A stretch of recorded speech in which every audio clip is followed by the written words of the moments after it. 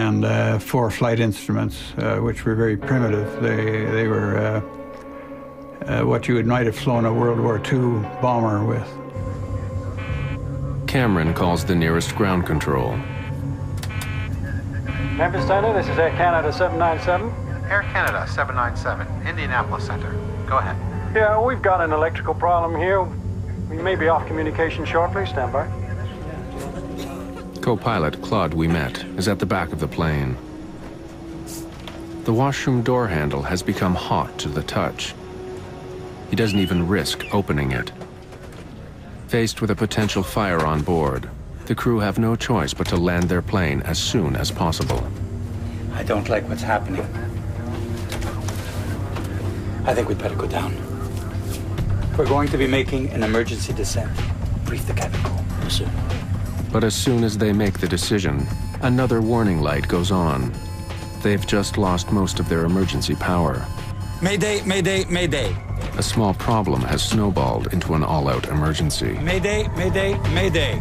This is Louisville Control, over. Air Canada 797, we have a fire on board. We are going down. Can you possibly make Cincinnati? Roger that. Cincinnati is 46 kilometers away. They can just make it. Captain Cameron begins an initial descent to 1,500 meters. The crew has switched to emergency battery power, but many of the plane's instruments aren't functioning. It's not only instruments. Cameron finds that a critical piece of his plane isn't working properly. Without power, the stabilizer on the tail of the DC-9 is frozen, set for cruising. Cameron can only descend by taking control of part of it. But like losing power steering, without his electrical systems, he has to do it manually. It's like pushing against 20 kilograms of pressure. The airplane became very heavy, and I took my total concentration to fly the airplane. An acrid, bitter smoke is creeping forward from the back of the plane and seeping in from the seams in the ceiling. It hangs like a cloud over the passengers' heads. Incredibly harsh smoke that was really irritating your throat. You had to take really, really small breath, otherwise you would choke. I could see it rise.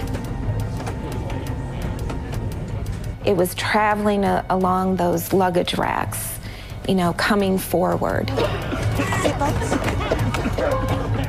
The smell of burning plastic fills the air. Dropping oxygen masks would make the situation worse. I could have deployed the oxygen mask for the passengers, but it's forbidden.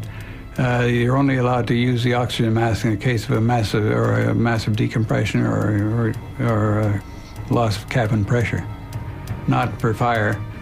Pumping oxygen into a fire might actually fuel the flames. I was crying and scared. I wasn't hysterical.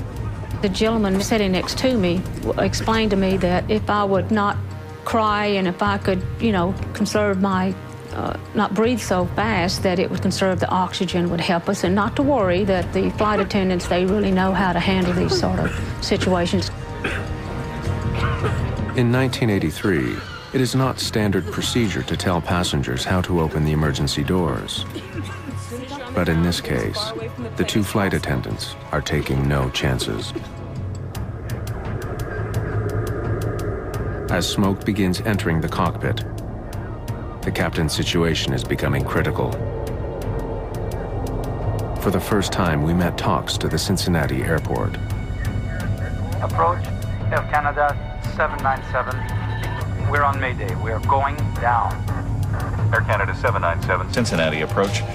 Planned runway 36 ILS. And the equipment has been alerted. Do you have time to give me the nature of the emergency? We have a fire in the washroom. We're filling up with smoke right now.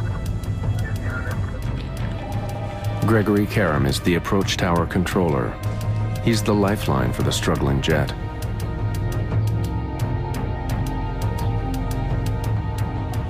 Finally, Almost 13 minutes after 7, Karam catches sight of Flight 797 on his radar.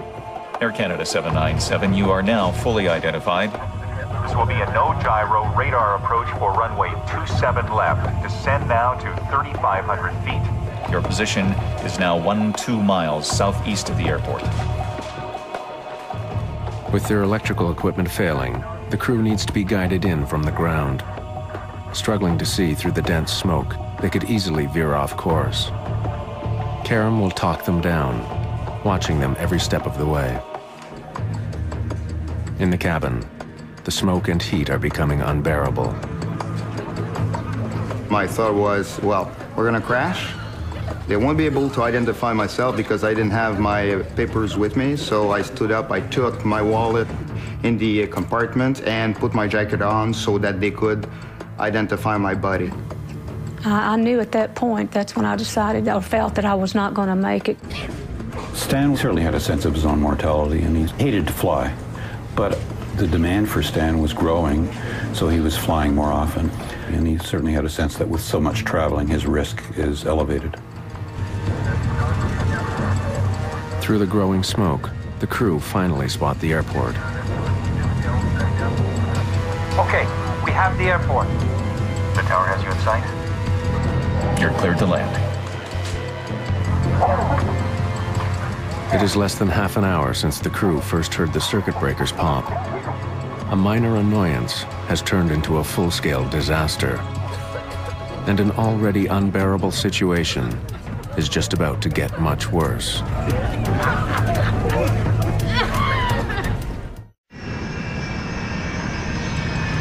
From the outside, Air Canada Flight 797 seems like any other. But on the inside, 46 people are fighting for their lives. For the last several minutes, thick, toxic smoke has been filling the plane.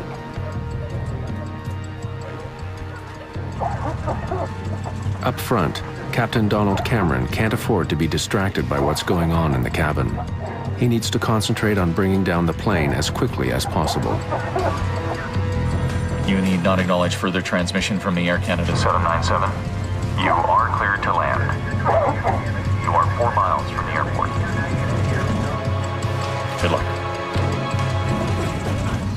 In a thick haze of smoke and soot, flight attendants Laura Kayama and Judy Davidson feel their way along the aisle, trying to reassure the passengers. But they can't get past the 12th row. The smoke and the heat are overwhelming. I was praying the whole time.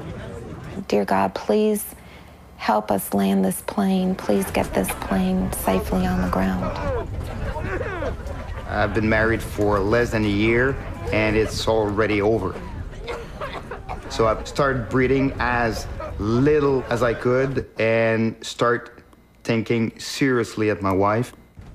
Fighting the reluctant controls, Captain Cameron's strength is being pushed to the limit.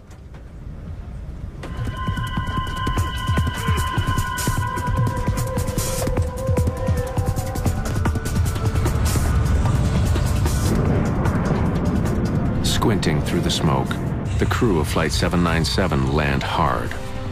At 20 minutes after 7, the Air Canada plane is on the ground. It's less than 40 minutes since the first sign of any trouble on board the jet.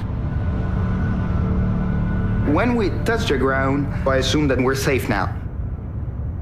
Now let's get out of this airplane. But the smoke isn't letting up. Passengers are trying desperately to escape. I got up out of my seat, and I remember putting my hands up on someone's back, and it was like waiting in a line. And I knew that was one line I didn't want to wait very long.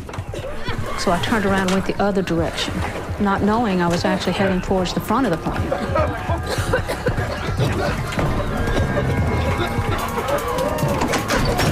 Sergio Benetti is the first one to the door.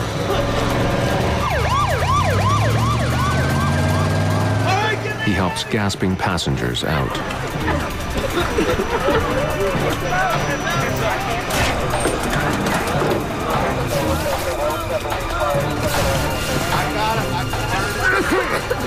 The cabin is pitch black and burning hot.